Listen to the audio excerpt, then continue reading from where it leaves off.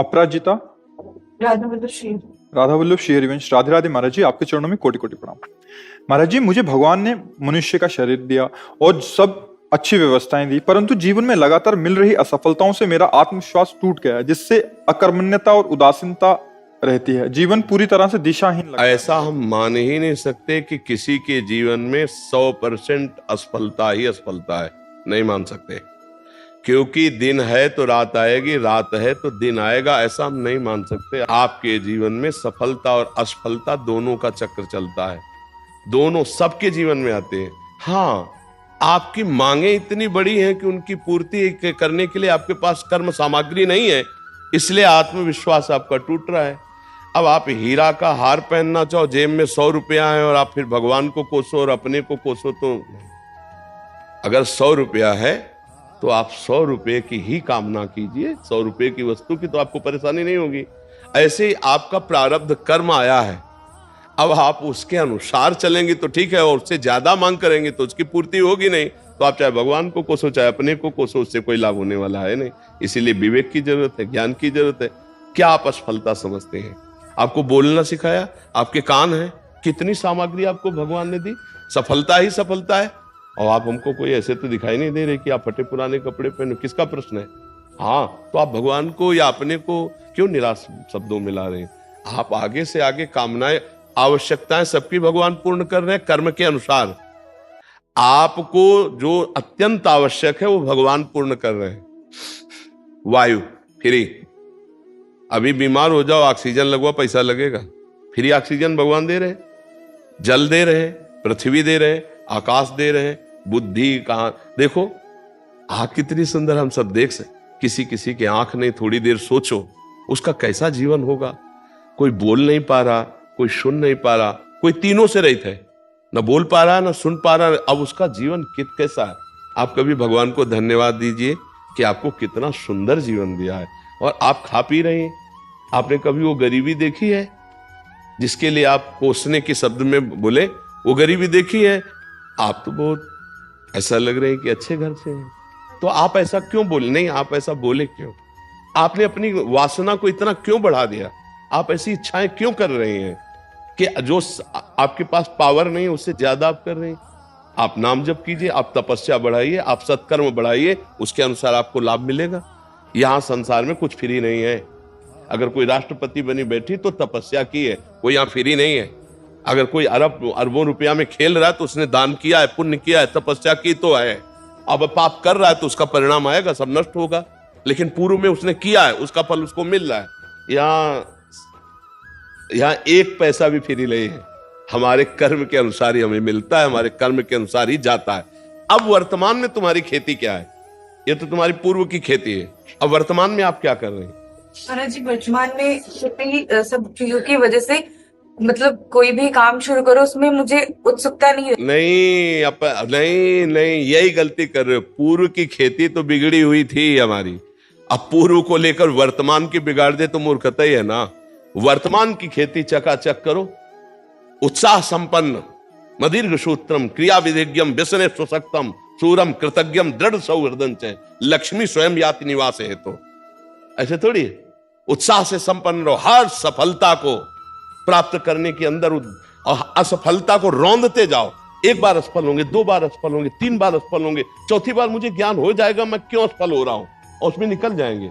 ऐसा नहीं कि किसी के भाग्य में इतना ही लिखा है कि हर बार असफल होता ही चला जाए, ऐसा कभी हम नहीं मान सकते। हमारा मनुष्य जीवन कोई पशु जीवन नहीं है कि हम केवल प्रारब्ध के अधीन है। हम नवीन कर्म करके नवीन प्रारब्ध की रचना करने आए हैं। हमें निराश नहीं होना, हमें नाम जप करना है, पवित्र चरित्र रखना है, दूसरों के अधिकार की रक्षा करनी है। क्योंकि आप किसी एक परिवार में होंगे, आपका कोई परिवार के सदस्य जन होंगे, उनके भावों की रक्षा करनी, उनकी सेवा करनी है, और सांसारिक उन्नति के लिए हमें प्रयासरत रहना है। अगर हम असफल हो जाते हैं व्यापार में, नौकरी में, प्रयास में, तो हमें निराश होकर नहीं बैठना, हमें फिर और उपाय करने हैं। किसी न किसी दिन सफलता हाथ लगी जाएगी। ऐसा नहीं है कि हम असफल होते ही चले जाएं। हम आपको एक शास्त्रीय दृष्टांत देते हैं। विद्यारण्य नाम के बहुत बड़े सन्यासी हुए हैं। वो गरीब ब्राह्मण के घर पैदा हुए थे, तो माता पिता के पोषण के लिए उनके पास व्यवस्था नहीं थी। तो वो चूंकि ब्राह्मणत्व में थे तो उन्होंने संतों का संग किया था, तो गायत्री अनुष्ठान किया। 24 लाख गायत्री का एक पुरस्चरण होता है। उन्होंने एक पुरस्चरण का अनुष्ठान पवित्रता से, गायत्री अनुष्ठान माता गायत्री का, कुछ नहीं मिला। दूसरा अनुष्ठान, तीसरा अनुष्ठान, चौथा 23 पुरस्चरण की, 24 लाख गायत्री के 23 पुरस्चरण किए। अब माता पिता पधार चुके थे, यौवन अवस्था से ऊपर अवस्था क्रॉस कर गई थी, गायत्री अनुष्ठान करते करते हार गए और उन्होंने सन्यास लिया। जीव ही सन्यास लिया तो आद्याशक्ति देवी गायत्री प्रकट हो गई और उनका बेटा, यहां से लेके ब्रह्म पदवी तक तू मांग, अभी तुझे दे दूंगी। तो उनका, माता अब तो मैं सन्यासी हो गया, जब मैं धन मांग रहा था तब आप क्यों नहीं आई? तो उनका, तुम्हारे 24 ऐसे महत पाप थे, 23 पुरस्चरण से वो सब नष्ट हो गए, एक और बचा था तो सन्यास ले लिया, उससे वो नष्ट हो गया। अब तुम देवराज इंद्र पद का, कुबेर का खजाना मांगो तो मैं दे दूंगी। बोले अब सन्यासी हो गया, मुझे इसकी जरूरत नहीं है। तो इससे हमको ये मिला कि जब तक हमारे पूर्व के पाप हैं तो वो हमको उन्नति में बाधा डालते हैं, हमारा प्रयास असफल हो जाता है। तो हमको साथ में भजन ही करना है, भजन भी करना है। हमें इसीलिए कहते हैं राधा राधा राधा राधा, कृष्ण कृष्ण हरि हरि, राम राम। जो नाम तुम्हें प्रिय हो भगवान नाम, वो नाम जप करो, क्योंकि वो नाम तुम्हारे उन पापों को नष्ट करेगा। 24 पुरस्चरण मतलब एक तरह से हुए, 23 पुरस्चरण एक सन्यास, तब वो निष्पाप हुए। तो अपने लोगों के पास कितना होगा पाप?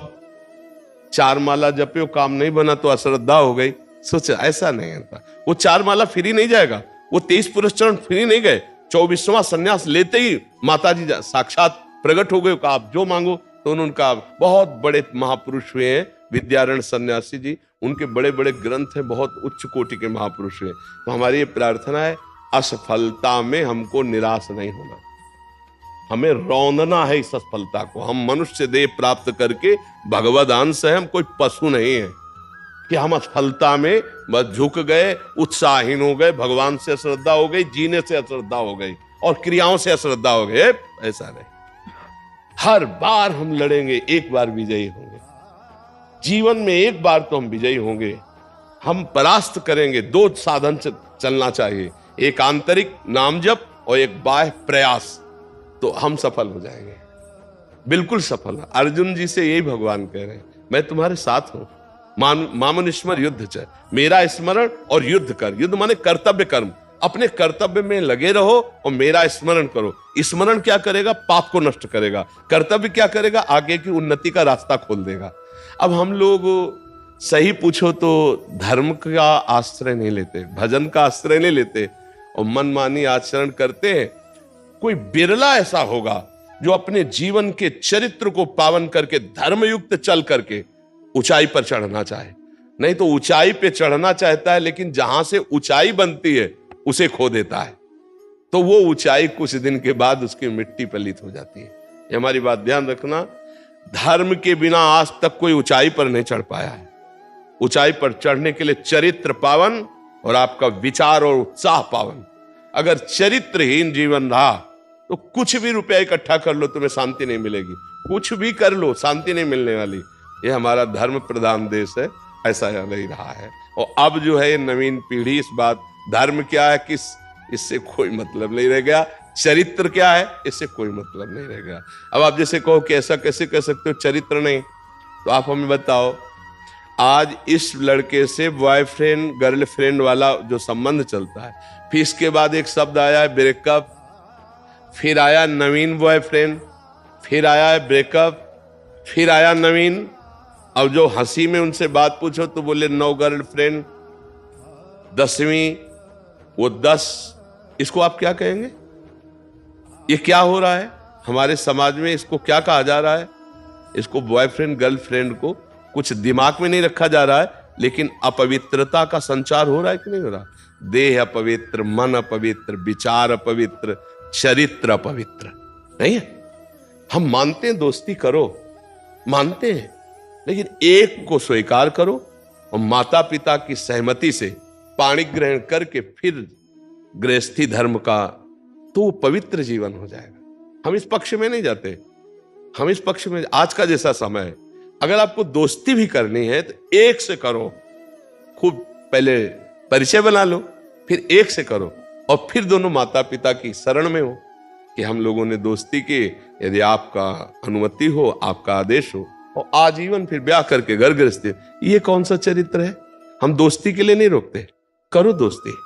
शास्त्रों में सब वर्णन आया है, पिता ने छूट दे दी, आप वर स्वयंवर क्या है, स्वयंवरो, स्वयंवर का वर्ण करो, वर्ण कर लिया। माता पिता को भी चाहिए कि ज्यादा उसमें न पड़े, अपने बच्चों के सुख में सुखी रहना सीखें, बच्चों को जिसमें सुख मिले। पर आज के बच्चे इन बातों को बहुत हल्के में ले रहे हैं, समझ नहीं रहे। तो उससे क्या हो रहा है, बच्चों की प्रवृत्तियां बिगड़ गई।